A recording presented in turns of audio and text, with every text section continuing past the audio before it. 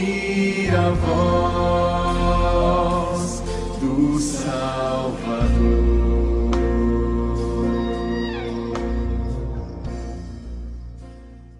Vamos abrir então a Bíblia, irmãos, em João capítulo 2, versículos 1 a 12. João capítulo 2, versículos 1 a 12. Essa história tão conhecida, né? Eu nem sei se já preguei sobre ela nesses 28 anos aqui, mas eu gosto muito dela. E aí hoje nós vamos meditar. 3 dias depois houve um casamento em Caná da Galileia, achando-se ali a mãe de Jesus. Jesus também foi convidado com seus discípulos para o casamento. Tendo acabado o vinho, a mãe de Jesus lhe disse: eles não têm mais vinho. Mas Jesus lhe disse: mulher, que tenho eu contigo? Ainda não é chegada a minha hora. Então ela falou aos serventes: fazei tudo o que ele vos disser. Estavam ali 6 talhas de pedra que os judeus usavam para as purificações, e cada uma levava 2 ou 3 metretas. Jesus lhes disse: enchei de água as talhas, e eles as encheram totalmente. Então lhes determinou: tirai agora e levai ao mestre-sala. Eles o fizeram. Tendo o mestre-sala aprovado a água transformada em vinho, não sabendo de onde viera, se bem que o sabiam os serventes que haviam tirado a água, chamou o noivo e lhes disse: todos costumam pôr primeiro o bom vinho, e quando já beberam fartamente, servem o inferior. Tu, porém, guardaste o bom vinho até agora. Com este deu Jesus princípio a seus sinais em Caná da Galileia, manifestou a sua glória, e os seus discípulos creram nele. Muito importante esse versículo. Deu início aos seus sinais em Caná da Galileia, manifestou a sua glória, e os seus discípulos creram nele. Depois disso, desceu ele para Cafarnaum com sua mãe, seus irmãos e seus discípulos, e ficaram ali não muitos dias. Eu ouvi uma história essa semana de uma mulher, aliás, de um homem que procurou o pastor para conversar sobre o casamento deles. E ele falou sobre o ser mais absurdo que Deus colocou na terra para andar na terra, aquele ser que foi criado para atazanar a vida dele, aquele ser que era horrível na vida dele, que era a esposa. Ele achava a esposa dele um calo com sapato novo. Já viu isso? Os calos com sapato novo? A esposa dele era algo horrível, e ele ficou lá talvez umas 2 horas conversando sobre o pastor a respeito daquela mulher horrível com quem convivia, e no final ele deu uma bobeirinha. Depois de falar tudo, de mostrar tudo, de tudo aquilo que estava acontecendo, ele disse para o pastor: agora eu queria que o senhor me desse uma palavra de Deus sobre essa situação. A gente está vendo aqui uma palavra de Deus, essas historinhas que, se nós não tomarmos cuidado, elas viram apenas histórias. Mas quando a gente para pensar que ela é uma história que está registrada na palavra de Deus, e que ela narra um fato envolvendo a vida do Filho de Deus, e que no final do texto aqui apresenta que com esse primeiro milagre, ele começou a mostrar os seus sinais, porque as pessoas que estavam ali vivendo naquele tempo, que tinham que conhecer Jesus, tinham que experimentar realmente quem era Jesus, e ele mostrou a sua glória, porque as pessoas entenderam que não era um líder qualquer, tanto que o texto diz que a partir dali os discípulos passaram a crer em Jesus, porque talvez os discípulos que estavam caminhando com Jesus ali, ainda não tivessem as coisas muito seguras na cabeça. Importante, porque aqui, por causa dos milagres de Jesus, os discípulos tiveram mais claro isso. E aí, irmãos, eu fico pensando que a gente precisa parar para pensar sobre o que significa Jesus na minha vida. O que significa igreja? O que significa cantar? Quem é o Espírito Santo? O Espírito Santo existe? O Espírito Santo fala comigo? Eu saio daqui, durante a semana eu entendo que o Espírito Santo age, que o Espírito Santo está trabalhando a minha vida, que o Espírito Santo está me conduzindo. Eu vivo essa compreensão na prática do meu dia a dia. Eu entendo que todas as coisas da minha vida estão sob os cuidados de Deus, e eu entreguei minha vida para Deus, e agora não estou aperreado, não estou preocupado, não estou angustiado, porque minha vida pertence a Deus. A Tawane essa madrugada viajou, foi para o Peru, com mais duas irmãs aqui da igreja, duas jovens da célula lá, foram, e aí nós fomos lá na rodoviária levar, e aí elas foram embora, e eu venho conversando com a Del, porque a Del é mais preocupada um pouco, né? Talvez ela cuide melhor, então ela é mais preocupada um pouco, e aí a gente estava falando, e aí o medo é o quê, o medo é o quê, o medo é o quê, e a gente vai falando, e a pergunta final é, e Deus? Onde é que entra Deus? Deus está cuidando? Deus está dirigindo? Eu tenho certeza que Deus está cuidando da vida da Tawane, a ponto de ser aquele ônibus despencar de uma montanha lá e ela sai rodando lá, e cair lá no fim, ela não morrer, porque Deus protege, ou então, ela morrer porque Deus quer, e a gente poder falar, caramba, eu sei que Deus age, eu sei que Deus age, e aí eu quero conversar com vocês isso hoje, eu quero conversar sobre algumas verdades que estão no entorno da ação de Deus, algumas verdades que permeiam essa coisa da ação de Deus. Primeiro, é que o caos é sempre uma oportunidade especial para a gente poder ver Deus. O caos é sempre uma oportunidade especial para a gente poder ver Deus. Você já percebeu que a nossa tendência é, quando está tudo bem, a gente percebe Deus muito fraquinho?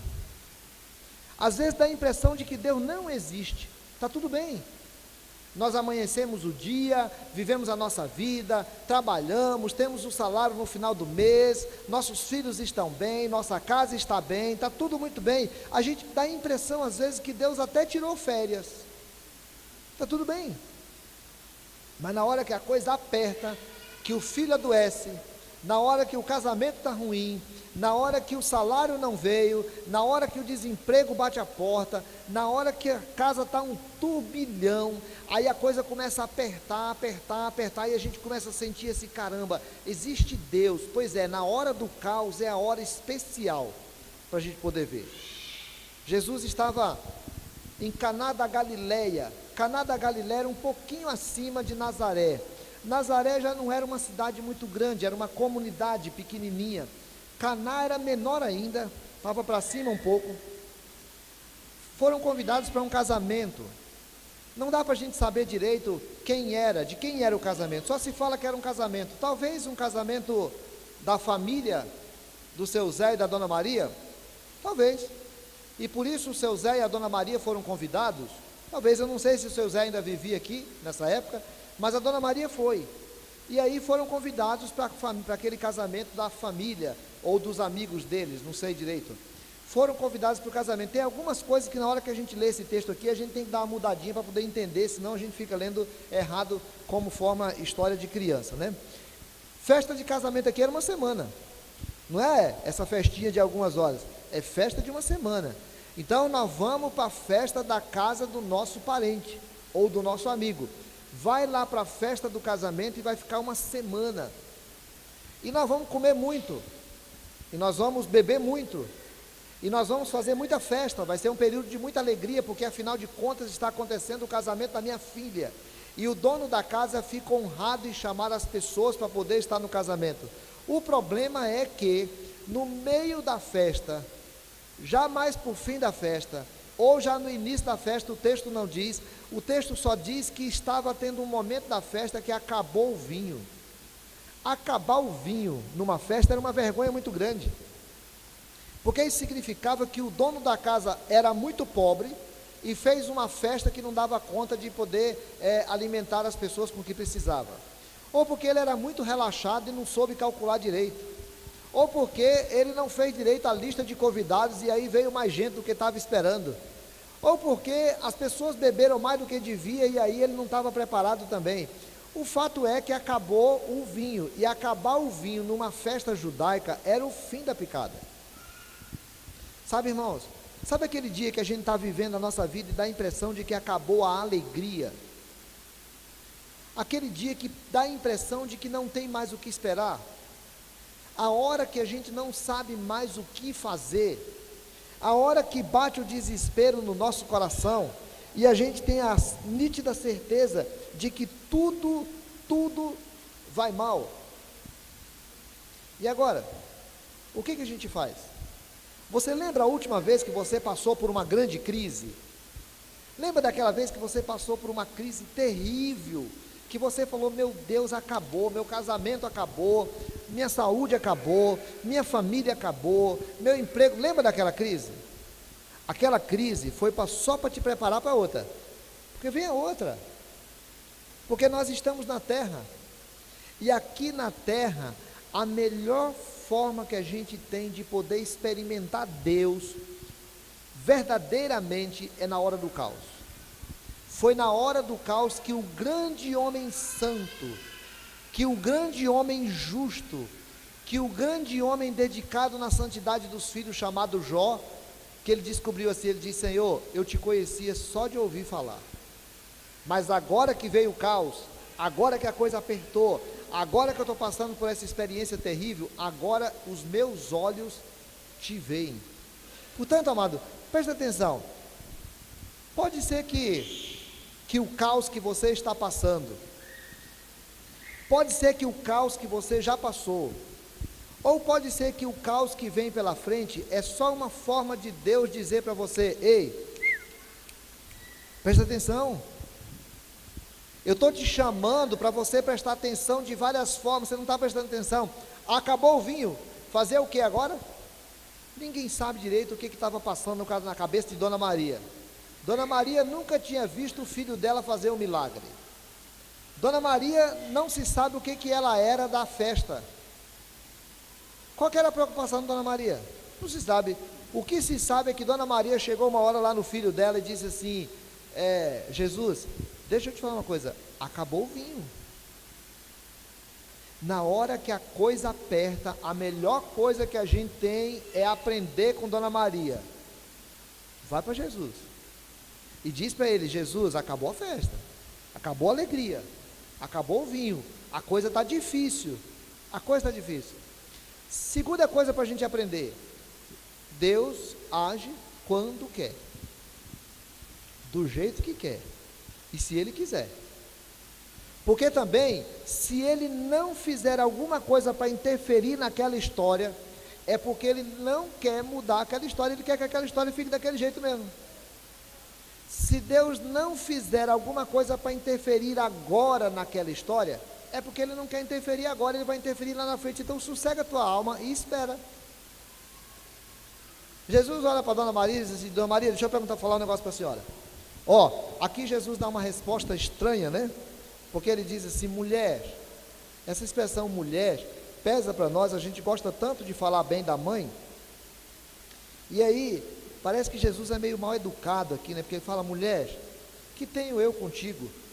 A ideia aqui, vamos estabelecer, mulher mais ou menos como tem essa cultura do Nordeste de chamar de mulher, e aqui também algumas pessoas já chamam, né? Às vezes está conversando e diz, mulher, para com isso, não é uma mulher de distância, era a cultura deles, além de ser aquela da cultura deles, ele era um mestre, então ele fala com a mulher, para poder dizer assim, o que eu tenho a ver com isso?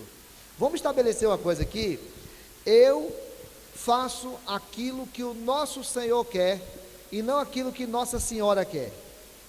Vamos estabelecer o limite aqui? O que o nosso Senhor quer é o que determina, não é o que Nossa Senhora quer. Então você é mãe, você tem autoridade, eu acho você muito legal, mas eu quero dizer uma coisa para ti, olha, o que tenho eu contigo, ainda não chegou a minha hora, ainda não é o momento de eu agir, eu preciso fazer na hora que o Pai diz para eu fazer. Dura essa resposta, mas eu estou precisando agora. Acabou o vinho, foi agora? Ainda falta 2 dias para a festa, ou ainda falta 1 dia para terminar a festa, e o vinho acabou agora. Aí o senhor vai dar essa resposta? Isso é a resposta que se dê para uma mãe? Como é que o cabo que diz que é Deus, o caos está acontecendo agora, e dá essa resposta? O dia que o pai chegou lá e falou para Jesus assim: olha, a minha filha está morrendo lá. Jesus disse assim: tá bom, eu vou lá ver. De repente acontece de encontrar uma mulher, ele fica conversando com a mulher: ei, mas minha filha está morrendo, mas eu quero que o senhor resolva o problema agora. Jesus para falar para ela: olha, ainda não é chegada a minha hora. Pode ser que a minha hora chegue mais para o final da festa. Pode ser que a minha hora nem chegue agora. Pode ser que esse não é o momento. Eu preciso aprender quem é o Senhor da história. Deus é o Senhor da história. Jesus é o Filho de Deus e veio aqui e viveu como servo. Agora, sabe o que acontece, irmãos? Sabe o que acontece? Tem muita gente que acha que Deus não existe. Sabia? Dentro da igreja. Dentro da igreja tem muita gente que acha que Deus não existe. Chega aqui, canta, lê a Bíblia, fala um monte de coisa, mas não acredita mesmo assim, de depender, de ter certeza que Deus existe, que Deus é soberano, que Deus está cuidando da vida, que Deus está agindo. Tem muita gente dentro da igreja que não acredita que Deus existe. Acredita que a igreja existe, mas não acredita que Deus existe. Outras pessoas acreditam até que Ele existe, mas deixa Deus lá no canto dele, que eu tenho que resolver a minha vida, e eu vou dar conta de cuidar da minha vida, e a vida dele vai indo de buraco em buraco, e ele vai entrando de abismo em abismo, e a vida dele vai se tornando cada vez pior, mas ele continua achando que ele é dono do nariz dele. Agora, às vezes, a gente passa pelo caos, e aí Jesus chega e lembra para nós: olha, você fez a coisa certa, você veio me procurar. Está certo. Você não tem o que fazer? Não tem dinheiro para comprar vinho, não tem vinho suficiente na cidade, não dá para resolver o problema lá? Está certo, vem cá, você vem falar comigo. Agora, espera, porque ainda não é chegada a minha hora. Agora, lição bonita que Dona Maria nos dá de novo, né? O pessoal que não gosta da Maria tem que ficar engolindo isso aqui. A gente tem que aprender a respeitar a Dona Maria. Dona Maria é uma pessoa muito importante na história da igreja, e Dona Maria nos dá exemplo maravilhoso. Dona Maria ensinou para as pessoas aquele dia que a melhor coisa que a gente tem que fazer é fazer o que Jesus manda. A primeira verdade é a gente lembrar que no caos nós ficamos mais sensíveis a ver Deus. A segunda verdade é que Deus age no tempo dele. A terceira verdade é que é melhor a gente fazer do jeito que Jesus mandar. Porque, irmãos, a gente querer milagre de Deus fazendo diferente do que Jesus manda, não dá não. Eu quero que Deus transforme tal coisa da minha vida, mas eu fico fazendo de um jeito diferente do que Jesus manda. Eu quero que Jesus transforme a realidade minha, mas eu quero fazer do meu jeito e não do jeito de Jesus. Não dá. Dona Maria olhou para os servos lá e disse assim, aí eu fico tentando entender o que passou no coração de Dona Maria. Ela sentiu que era diferente? Ela simplesmente olhou para os serventes e falou para eles: faça conforme ele vos disser. Porque Dona Maria sabia quem era Jesus. Ela nunca tinha visto um milagre, mas ela conhecia Jesus desde a infância. Ela ouviu o anjo dizendo para ela ouviu tudo que Deus protegeu a vida dele. Ela sabia quem era Jesus, ela sabia que ele era um guri especial, ela convivia com aquele guri, ela tinha certeza quem era Jesus. Agora o problema, irmãos, é que às vezes nós não temos. Às vezes a gente não tem. Eu não tenho muita convicção de quem é Jesus.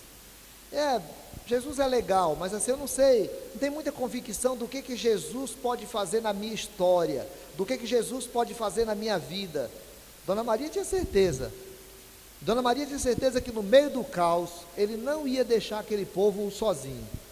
Fala para os discípulos, não, para os empregados lá: faça de acordo com o que Jesus mandar.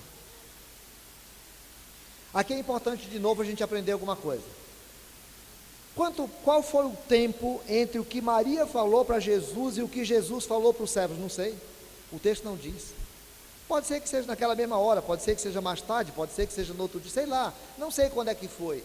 O fato é que num determinado momento Jesus olhou para os servos da casa ali e diz assim: enche de água essas talhas. Eu não sei se vocês já viram desenho de historinha infantil, né? Às vezes a gente vê uma pessoa pega uma vasilha grande assim, parece que os servos estão com aquelas vasilhas grandes. Talha, naquele período, era uma coisa de pedra. Pegava uma pedra grande e ficava cavando aquela pedra para fazer uma espécie de caixa d'água nossa. Caixa d'água. O texto diz que cada talha daquela tinha 2 ou 3 metretas. Cada metreta cabia 40 litros. Então, cada talha daquela cabia de 80 a 120 litros d'água. Estava lá aquelas pedras ali. Acabou o vinho. E aí Jesus fala para eles assim: enche d'água. Oxe, o que tem a ver uma coisa com a outra? Acabou o vinho e enche d'água? Eu fico pensando, se eu fosse um daqueles empregados, eu ia pensar assim: por isso que acabou o vinho, né? Os cabas bebem desse tanto. Acabou o vinho. Dona Maria falou que é para fazer o jeito que ele quer, aí ele manda botar água. Eu acho que a gente tinha que botar uva, fazer outra coisa, mas botar água? Como é que vai botar água para poder resolver o problema do vinho? Sabe, irmãos, a gente tem que tomar cuidado, porque tem hora que a gente acha que deveria ser de um jeito, aí Jesus manda que seja de outro jeito, e a gente quer o resultado de Jesus e não o nosso resultado. Jesus está falando que é para fazer de um jeito. Dona Maria disse assim: faça conforme Jesus disser. Aquelas talhas, elas ficavam ali porque o judeu ele tinha que se lavar toda hora. Pegava num negócio, ficou impuro, ele tinha que passar água, lavar, tinha que lavar o rosto, tinha que lavar os pés. Alguém saiu, voltou, tem que lavar os pés. Ali tinha que ter muita água mesmo. Se a gente pensar 6 metretas e imaginar que talvez algumas delas tivessem muito cheia ou fosse maior um pouco, tinha ali 720 litros d'água ali. E aí, nós vamos lá? Botar água? O que tem a ver uma coisa com a outra? Mas a Dona Maria falou que era para fazer conforme Jesus mandou. Mas nós vamos botar água? Então bora. E vai lá e diz que eles encheram tudo. Irmãos, liçãozinha importante para nós. Não importa o que Jesus mandou fazer. O que ele mandou fazer pode ser ridículo para nós na hora que foi mandado. O que importa é quem mandou a gente fazer. Se o pastor falar para você para fazer um negócio, desconfie. O pastor. Se o teu pai mandou fazer um negócio, também pode desconfiar. Mãe também, porque desconfie. Agora, se Jesus mandar fazer o negócio, faça. Porque é melhor. Parece ridículo, mas é melhor. Eu tenho que aprender a perdoar 70 vezes 7. Vá fazer isso, porque o senhor não está vivendo lá com fulano. É melhor, Jesus está falando. Porque tem que dar outra face. Ridículo, mas é Jesus que está falando. Porque eu tenho que amar inclusive os inimigos. Como assim? É a melhor coisa que a gente faz, porque é Jesus quem está falando. Enche d'água, está faltando vinho, enche d'água. É melhor fazer o que Jesus está mandando. 3 lições nós vimos agora. A primeira: na hora do caos, nós ficamos mais sensíveis a ver Deus. Segunda verdade: Deus age no tempo dele, na forma dele, a gente tem que aprender a esperar. Terceira verdade ensinada por Dona Maria aqui: é melhor a gente fazer do jeito que Jesus está mandando, porque o jeito que Jesus está mandando é a melhor forma que nós temos. Quarta verdade: o Deus que nós cremos é capaz de transformar realidades, irmãos. Você pode estar vivendo uma situação terrível na tua vida. Você pode estar passando por um momento difícil na tua casa. Você pode estar passando por um momento de desesperança na tua empresa. Você pode estar passando pela maior dificuldade que você já passou na tua vida, mas Deus, Ele pode transformar naturezas das coisas. O homem tem tentado, ao longo do tempo,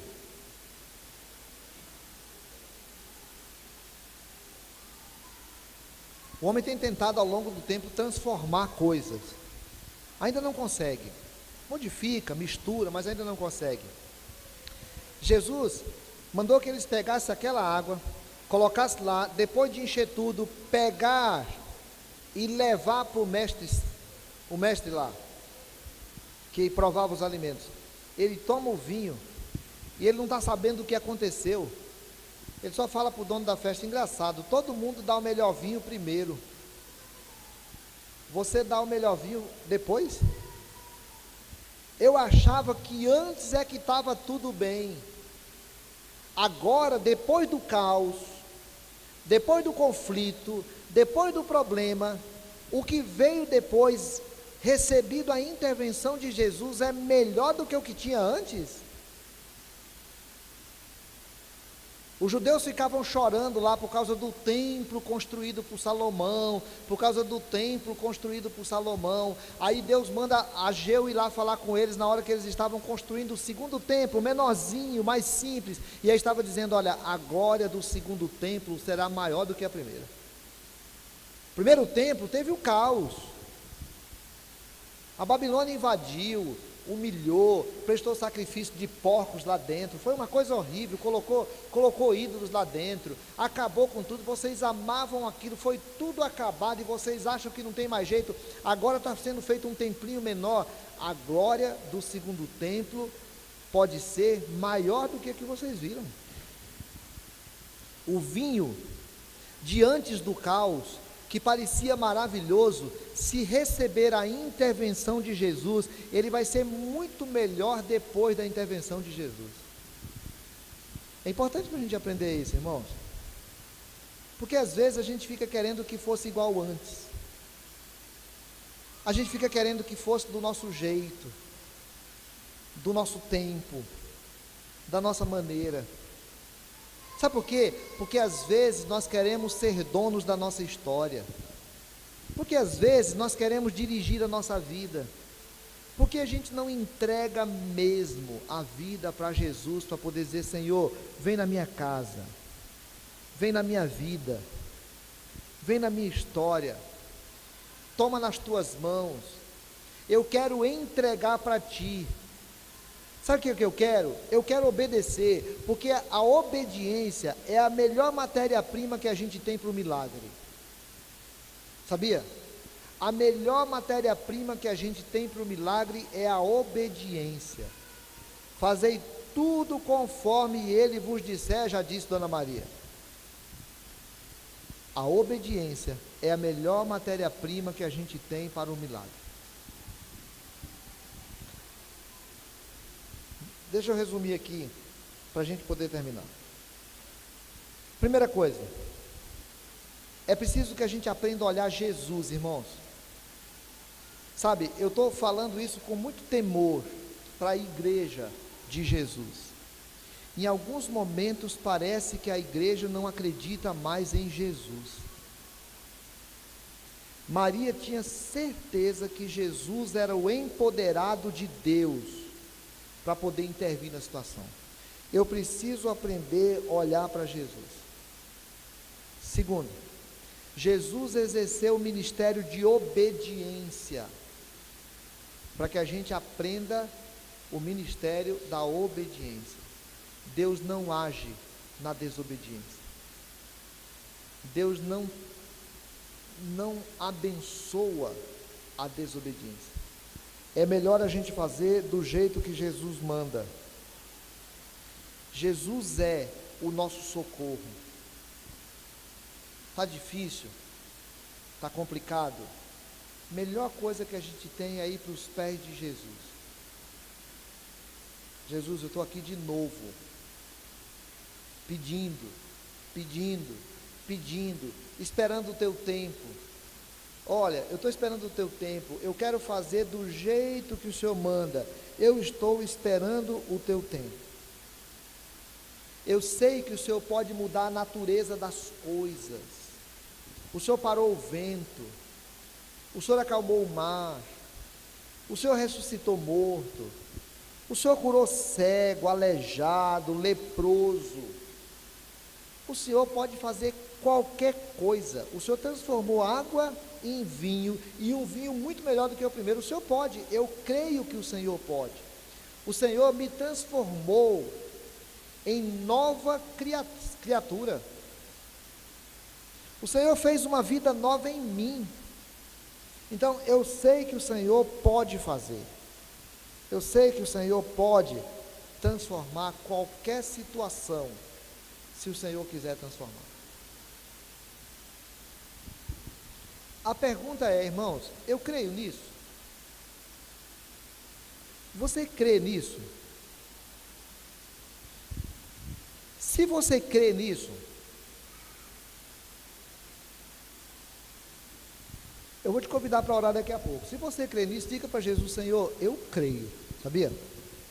De vez em quando eu dou uma titubeada, de vez em quando a minha fé é meio fraca, mas eu creio. Ou então você diga assim: Senhor, eu quero crer. Ó, eu vou falar um negócio para ti, eu creio, mas eu não creio muito não, eu quero crer. Ou se a situação estiver muito ruim mesmo, diga assim: Senhor, eu quero querer crer, porque eu sei que eu preciso crer, então eu quero querer crer. Mas eu quero ser muito verdadeiro na minha relação contigo, porque eu quero saber exatamente quem é o Senhor, porque a situação ruim eu já sei, o caos eu já conheço, eu sou experiente no caos, eu quero saber quem é o Senhor. Então, eu preciso melhorar a minha relação, a minha intimidade, a minha fé contigo, eu sei que eu preciso. Então eu estou buscando e pedindo aquilo que os discípulos um dia te pediram: aumenta-nos a fé. Aumenta-nos a fé. Aquele pastor, depois de ouvir aquele homem conversar durante 2 horas reclamando da mulher dele, o cara deu a besteira de perguntar no final: eu quero que o senhor diga uma palavra de Deus para mim. O pastor já estava tão bravo com aquela mulher, porque ele ouviu tanta história absurda daquela mulher, que ele tinha coisas horríveis para poder dizer a respeito daquela mulher também, juntar com o marido. Mas o cara perguntou no final: diga uma palavra de Deus para mim. Aí o pastor travou, parou um pouquinho, abriu a Bíblia lá em Efésios capítulo 5 e diz assim: amai as vossas esposas como Cristo amou a igreja. Aí o marido disse assim: o senhor está de brincadeira, pastor? Se eu fizer isso, aí ela vai montar em mim de vez. Posso fazer isso?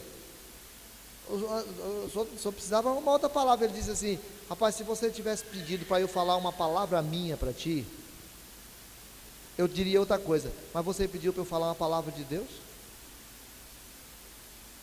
Fazei tudo conforme Ele vos disser. É na obediência que está a possibilidade do milagre. Vamos orar?